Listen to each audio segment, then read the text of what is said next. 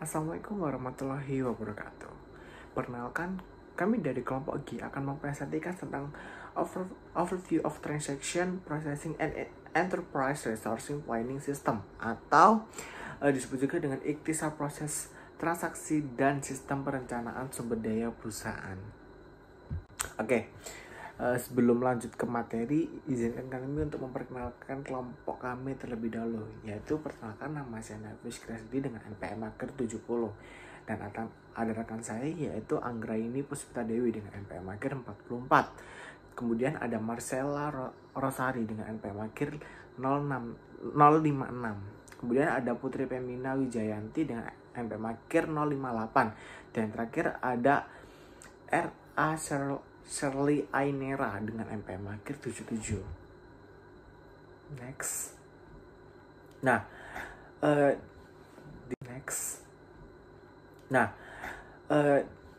di sini yang pertama saya akan membahas tentang pemrosesan transaksi siklus pemrosesan data. Nah, di sini itu adalah salah satu fungsi SIA atau sistem informasi akuntansi yang penting adalah memproseskan transaksi perusahaan secara efisien dan efektif. Nah, dalam sistem manual atau non-komputer itu data itu akan dimasukkan ke dalam jurnal, buku besar yang akan disimpan ke dalam kertas. Nah, jadi dia itu perusahaan ini itu tidak menggunakan suatu komputer. Nah, jadi dia itu akan menuliskan ataupun secara transaksi semua itu akan di kertas kerjanya. Jadi mereka itu gunakan cara manual.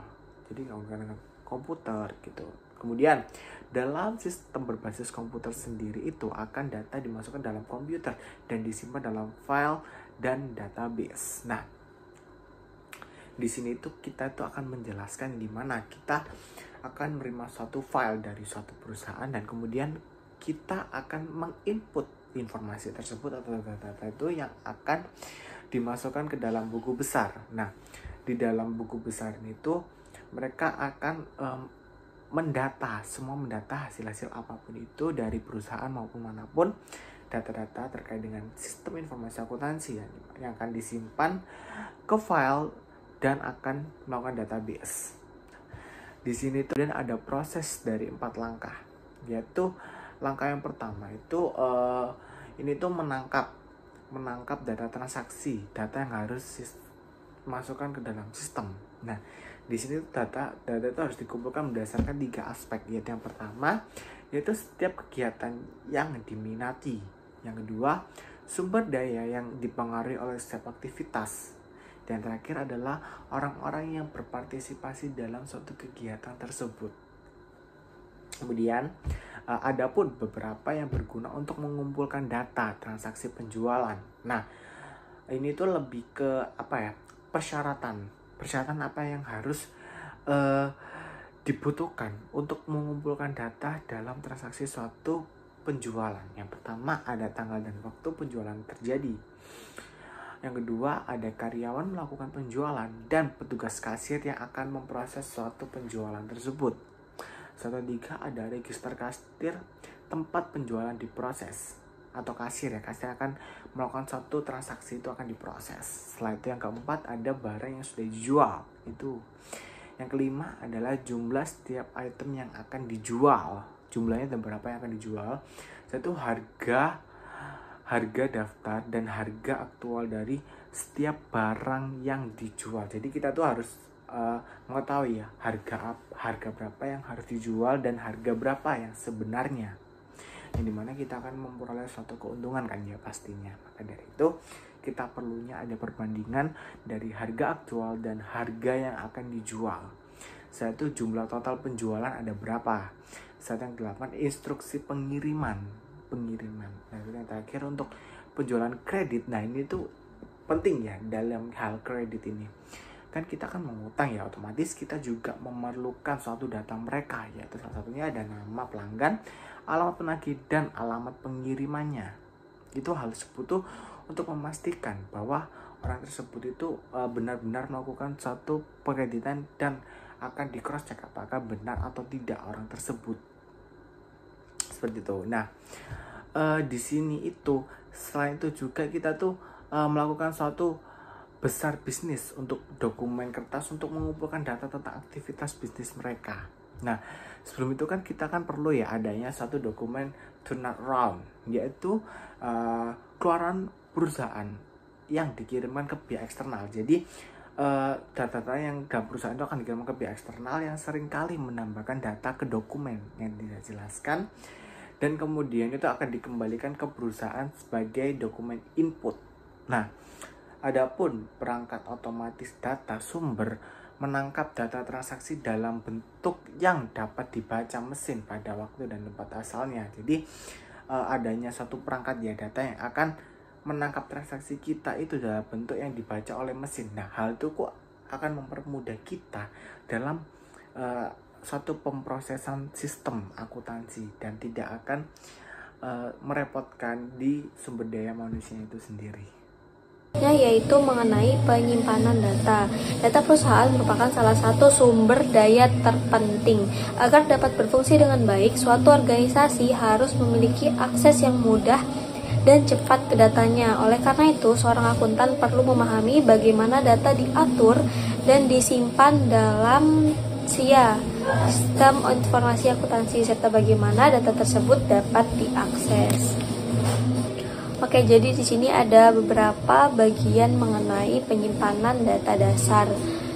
Yang pertama yaitu ada buku besar. Nah, informasi akuntansi kumulatif disimpan dalam buku besar umum dan buku besar pembantu. Buku besar umum ini biasanya berisi data tingkat ringkasan untuk setiap akun aset, liabilitas, ekuitas, pendapatan, dan beban. Sedangkan buku besar pembantu ini berisi data terperinci untuk setiap akun buku besar dengan banyak sub akun individual. Akun buku besar umum yang bersesuaian dengan buku besar pembantu disebut akun pengendali. Hubungan antara akun kontrol buku besar umum dengan total saldo akun buku besar pembantu membantu menjaga keakuratan dan AIS. Secara khusus, jumlah semua saldo akun buku besar pembantu harus sama dengan jumlah dalam akun kontrol buku besar umum yang sesuai. Nah, setiap perbedaan di antara keduanya menunjukkan bahwa telah terjadi kesalahan pencatatan. Nah, kemudian yang kedua ada teknik kode. Dalam buku besar disusun secara logis menggunakan teknik kode. Kode ini merupakan pemberian nomor atau huruf secara sistematis pada item untuk mengklasifikasikannya dan mengaturnya. Nah, ada beberapa teknik kode yang digunakan, yaitu yang pertama dengan kode urutan. Item diberi nomor secara berurutan untuk memperhitungkan semua item. Item yang hilang akan menyebabkan kekosongan dalam urutan numerik. Contohnya termasuk cek yang diberi nomor sebelumnya, faktur, dan perintah pembelian. Kemudian yang kedua ada dengan kode blok. Blok angka dicadangkan untuk kategori data tertentu, misalnya S dan S mencadangkan angka-angka berikut untuk kategori produk utama. Nah, contoh untuk kode produk ini misalnya 1000000 sampai 199999 untuk tipe produk jangkauan listrik. Kemudian 20000 sampai 299999 untuk lemari es dan seterusnya. Nah, pengguna dapat mengidentifikasi jenis dan model item menggunakan nomor kode. Kemudian selanjutnya yaitu kode grup, yang merupakan dua atau lebih subgrup digit yang digunakan untuk mengkodekan item. Sering digunakan bersama dengan kode blok. Kemudian juga ada kode mnemonik, yaitu huruf dan angka disisipkan untuk mengidentifikasikan suatu item. Kode mnemonik ini berasal dari deskripsi barang dan biasanya mudah diingat. Contohnya yaitu dry 300W05 dapat mewakili pengering pas bawah 300, putih itu white dry buatan Sears 05. Selanjutnya yaitu ada bagan akun. Contoh pengkodean yang bagus itu adalah bagan akun, yang merupakan daftar nomor yang telah ditetapkan untuk setiap akun buku besar. Nomor akun ini memungkinkan data transaksi dikodekan, diklasifikasikan, dan dimasukkan ke dalam akun yang tepat. Bagan akun juga memudahkan penyusunan laporan keuangan karena data yang disimpan dalam akun individual dapat dengan mudah dijumlahkan untuk presentasi. Nah, jadi di sini ada tabel yang menunjukkan bagan akun. Di setiap nomor akun terdiri dari 3 digit. Digit pertama itu mewakili kode kategori akun utama dan menunjukkan di mana hal ini muncul pada laporan keuangan. Jadi semua aset lancar diberi nomor dalam angka 100, aset tidak lancar diberi nomor dalam angka 200, dan seterusnya. Kemudian digit kedua itu mewakili sub akun keuangan utama dalam setiap kategori. Sekali lagi, akun-akun tersebut diberi nomor sesuai urutan kemunculannya dalam laporan keuangan. Selanjutnya yaitu ada jejak audit. Nah, jejak audit ini adalah jalur transaksi yang dapat diacak melalui sistem pemrosesan data dari titik asal ke keluaran akhir, atau mundur dari keluaran akhir ke titik asal, digunakan untuk memeriksa keakuratan dan validitas pencatatan buku besar. Selanjutnya yang terakhir yaitu ada konsep penyimpanan berbasis komputer. Nah, jadi suatu entitas adalah sesuatu yang informasinya disimpan seperti karyawan, item inventaris, dan pelanggan. Setiap entitas ini memiliki atribut atau karakteristik yang menarik yang disimpan seperti tingkat gaji dan alamat. Setiap jenis entitas ini memiliki serangkaian atribut yang sama. Misalnya, semua karyawan memiliki nomor karyawan, tingkat gaji, dan alamat rumah. Nilai spesifik untuk atribut tersebut akan berbeda. Berkas adalah sekumpulan catatan yang saling terkait. Berkas induk seperti buku besar dalam AIS manual menyimpan informasi kumulatif tentang suatu organisasi. Berkas induk inventaris dan peralatan menyimpan informasi tentang sumber daya organisasi yang penting. Berkas induk pelanggan, pemasok, dan karyawan menyimpan informasi tentang agen penting yang berinteraksi dengan organisasi. File induk ini bersifat permanen. File ini ada di berbagai periode fiskal, namun catatan file induk individual dapat berubah secara berkala. Misalnya, saldo akun pelanggan individual diperbarui untuk menyimpan transaksi penjualan baru dan pembayaran yang diterima secara berkala. Catatan baru ditambahkan atau dihapus dari file induk, misalnya saat pelanggan baru ditambahkan atau mantan pelanggan dihapus. Berkas transaksi berisi catatan transaksi bisnis individual selama waktu tertentu. Berkas ini mirip dengan jurnal dalam AIS manual. Namun berkas ini biasanya disimpan untuk periode tertentu untuk tujuan pencadangan. Selanjutnya ada data proses. Setelah data aktivitas bisnis dimasukkan ke dalam sistem, data tersebut harus diproses agar database terupdate. 4 jenis aktivitas pemrosesan data berbeda atau CRUD adalah sebagai berikut. Yang pertama ada creating atau membuat seperti menambahkan karyawan baru ke dalam database penggajian. Yang kedua, reading atau membaca, mengambil atau melihat data yang ada. 3. Updating atau memperbarui data yang disimpan sebelumnya. Yang terakhir adalah deleting atau menghapus seperti menghapus file induk vendor dari semua vendor yang tidak ada lagi bisnis dengan perusahaan. Pembaruan yang dilakukan secara berkala atau setiap hari disebut sebagai pemrosesan batch. Pemrosesan batch yaitu dengan cara mengumpulkan catatan transaksi ke dalam kelompok atau batch untuk diproses secara berkala seperti harian atau mingguan. Catatan transaksi tersebut biasanya diurutkan ke dalam beberapa urutan seperti numerik atau alfabet.